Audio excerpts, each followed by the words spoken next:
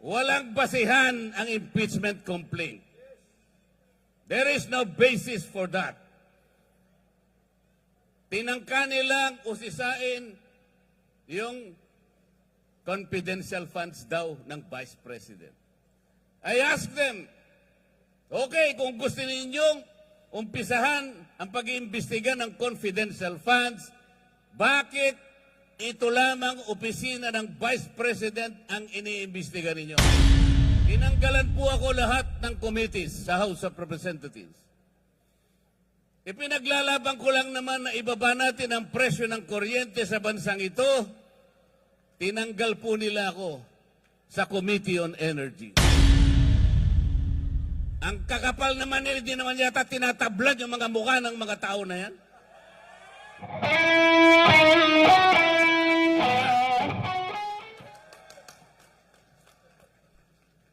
Gusto ko po kayong makasama ngayong gabi sapagkat alam ko kayong lahat na nandito ngayon ay matatapang. Yes. Kasi po sa House of Representatives, konti na lang po yung matatapang doon. Kaya sana gusto ko silang imbitahin lahat dito para tumapang naman sila. Para ipagtanggol nila ang karapatan ng bawat isang mamamayang Pilipino. Tingnan po ninyo ang nangyari sa akin. Pati hopya po na kinakain ko, inaagaw na nila sa akin. Napakawalang hiya nila. Puro salbahe. Wala naman akong ginawang masama.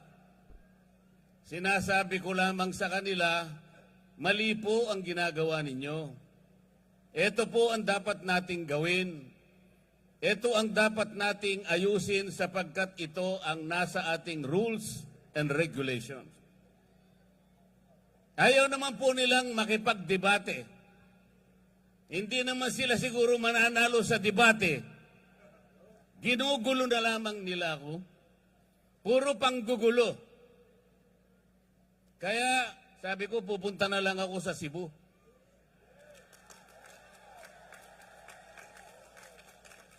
Mas gusto ko pang kausap ang mga tunay na tao na nandito ngayon.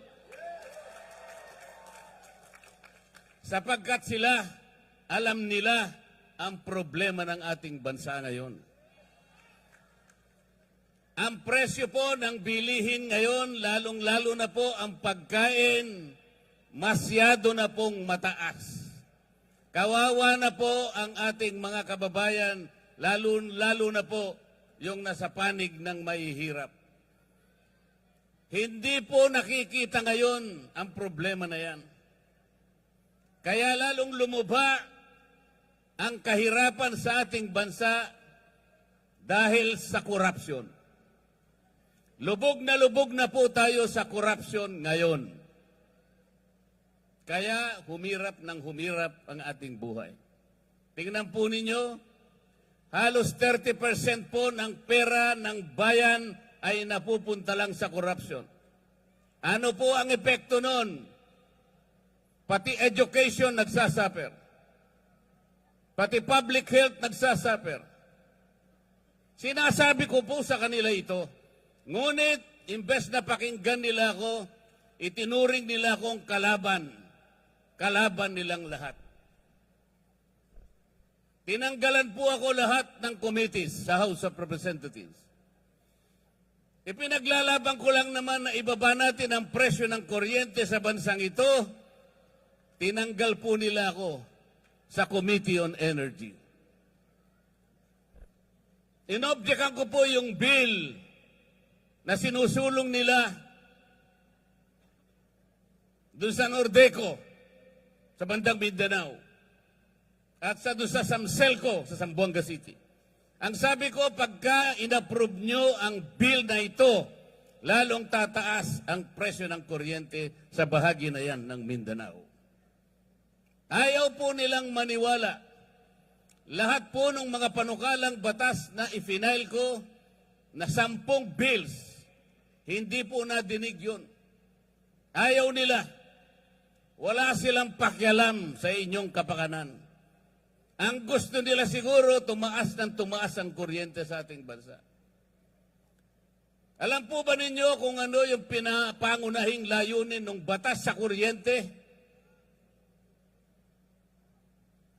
Ang sabi ng batas, let us ensure the delivery of affordable rates of electricity to every Filipino. Affordable. Sa Bisaya, barato.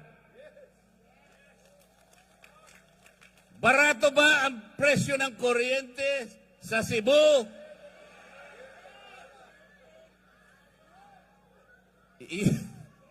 Yung batas ng kuryente nagawa 24 years ago, 2001. The underlying objective is to bring down the prices of electricity in this country. It did not happen after 24 years. Bakit pa tayo gumawa ng batas kung yung pinakalayunin hindi naman natutupad? Tayo na po ngayon ang pinakamataas ang kuryente sa buong Asia. Yan po ang totoo. Kaya humirap na ng humirap ang ating buhay. Ako dahil ako'y nakikipaglaban sa karapatan at sa katwiran, wala na po akong committee ngayon. Pati po yung aking mga allowances tinanggal na rin po. Pati po yung aking membership sa Commission on Appointments, tinanggal na rin po. Pati po yung mga pinadadaan sa akin na pantulong sa mga may sakit, yung mga guarantee letters na binigay namin, yung mga pondo namin sa ospital, biglang finraise po lahat. Gusto nilang parusahan si Dante Marcoleta.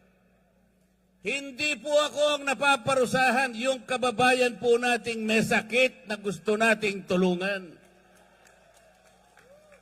Ganito na po ang nangyayari sa House of Representatives. Tingnan po ninyo ang nangyari. They impeached the Vice President.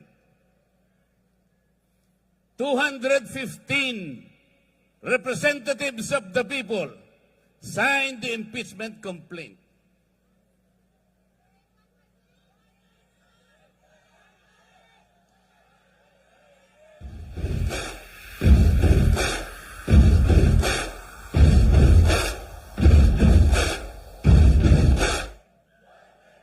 Walang basihan ang impeachment complaint. There is no basis for that. Tinangka nilang usisain yung confidential funds daw ng Vice President. I asked them, okay, kung gusto ninyong umpisahan ang pag-iimbestiga ng confidential funds, bakit ito lamang opisina ng Vice President ang iniimbestiga ninyo? There are more than 400 offices and agencies of government which are recipients of confidential funds. And they too were notified by the Commission on Audit to submit some kind of requirements. I asked them, ipaliwanag nyo nga bakit in-isolate nyo? Why did you only target the office of the Vice President? Why? Wala po silang sinasagot sa akin. Ayaw nilang sumagot because they cannot explain. Then I told them, bakit kayo ang nag-o-audit? Tayo na ba ngayon ang Commission on Audit? Ayaw nilang sumagot. I told them, the last time I checked, there is only one office tasked by the Constitution to perform audit and investigation of the expenditures of public funds. Only the Commission on Audit. Nothing more and nothing less. Sabi ko sa COA, Mr. COA, ayaw sumagot ng mga kasama kong magagaling. They cannot probably explain why they usurp your responsibility. Kayo ang sumagot. Bakit ninyo sinurrender ang inyong tungkulin dito sa komisyon, dito sa komite na kung tawagin ay Committee on Good Government? Actually, Committee on Bad Government yun eh. Sabi ko sa COA, meron pa bang opisina bukod sa inyo ang binigyan ng karapatang mag-audit? Ang sagot ng COA, wala na po. Ibig nyo sabihin, exclusive kayo dito? Opo. Eh bakit ninyo binigay sa House of Representatives ang tungkulin ninyo? Yung audit po, nag-uumpisa lang mag-audit. Initial findings pa lang. Wala pang conclusion. There is no finality of judgment. Everything else is questionable. Everything else is assailable and appealable. Pero kinuha ng House of Representatives. Paano nangyari ito? Ayaw po nilang sumagot. Isang tao lang ang nagdidikta sa House of Representatives.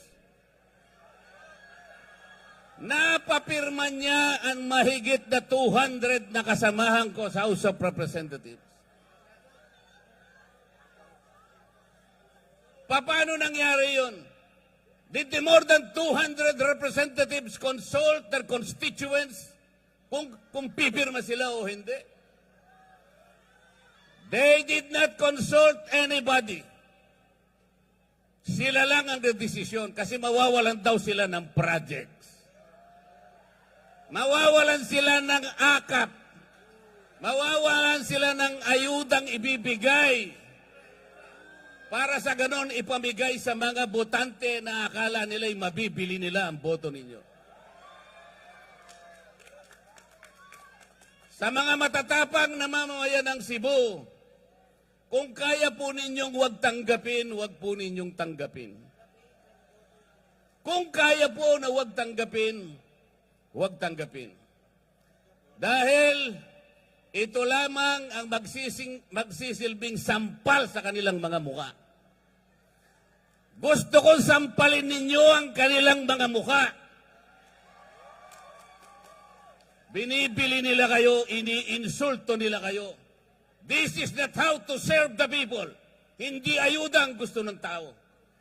Ang gusto ng tao, you provide the conditions to grow the economy, magkaroon sila ng trabaho, mabuhay sila ng marangal. Yun ang gusto ng tao. Yun ang gusto ng tao. About a month ago, a group of people converged in Luneta and elsewhere in the parts of this country, generating more than 4 million people in that peace rally. That was 1 month ago. Alam po ninyo yan. Ang pakiusap ng grupo na yon, magkaisa ang Pilipino, magkaroon ng kapayapaan para harapin natin ang malalaking hamon at problema ng ating bansa. Ipinakiusap sa rally na yon, huwag tayong mag-awak kakawatak-watak. Huwag na po nating ituloy ang impeachment sapagkat ito ang simula ng pagkakawatak-watak ng Pilipino. It was a peaceful rally. Nakiusap ang mahigit na 4 na milyong Pilipino. Ito lamang ang paraan para sumulong ang ating bansa. Hindi pinakinggan ang boses ng ganong kalaking bilang ng mga tao. The Speaker of the House of Representatives defied the voice of the people. Vox Populi, Vox Dei. The voice of the people is the voice of God. Salus Populi est suprema lex. The welfare of the people is the supreme law. Mga kababayan, ang laki po ng papasalamat ko sa gabing ito sa inyo. Nakatagpo ko ang mga matatapang.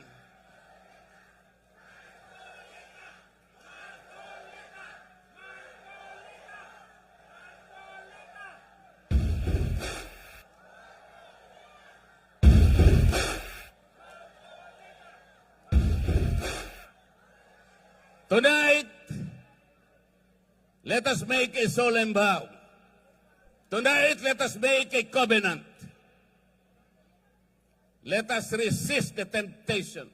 Let us repel the vindictiveness of one man, the leader of the House of Representatives.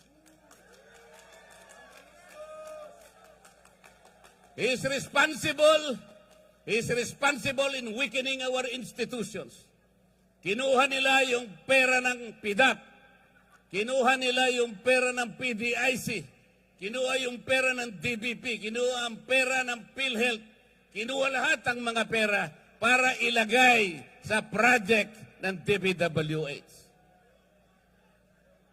Let us resist that. Let us say no. These people now gathered tonight have the capacity to do that. Let the terms of this covenant reach the shores of Tacloban City. To remind that man from Tacloban that he cannot lord over, that he cannot change the destiny of our people.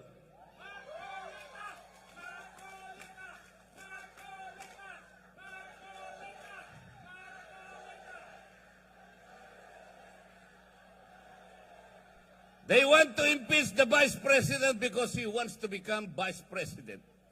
Hindi po pwede. It cannot be done. It cannot be done. They invented the Quadcom because they want to prosecute the former president. Hindi siya para inquiry in aid of legislation. Wala pong legislation na matino ang ginawa ang Quadcom. For more than 13 hearings, makita po ninyo yung ginawa nilang panukalang batas. Kahit na grade 5 student, pagtatawanan yung ginawang batas. Because it was not really intended to enact laws or to supplement in making laws. It was principally designed to prosecute and persecute the former president. Ganito po ang gusto nilang gawin sa ating bansa. Kapag wala pong tumayo, kaya po kami nandito ngayon. Sinabi na po nung tagapagsalita kanina, meron pong alternative.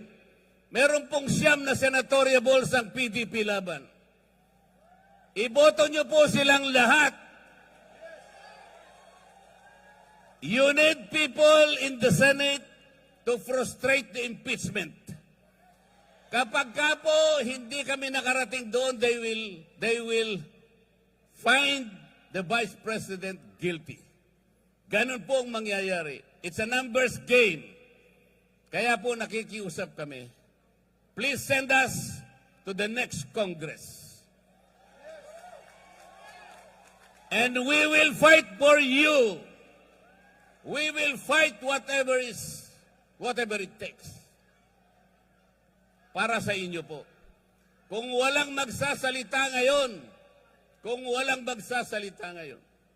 our country will go to the dogs. Yun pong mangyayari. Pasensya na po kayo kung medyo masakit po ang sinasabi ko. Pero ang kakapal naman nila, di naman yata tinatablan yung mga mukha ng mga tao na yan.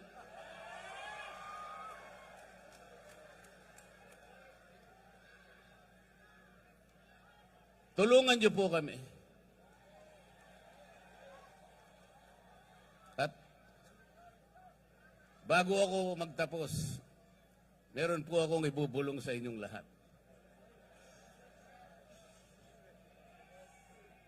Gikan sa akong kasing-kasing, gihigugma ko kamong tanan.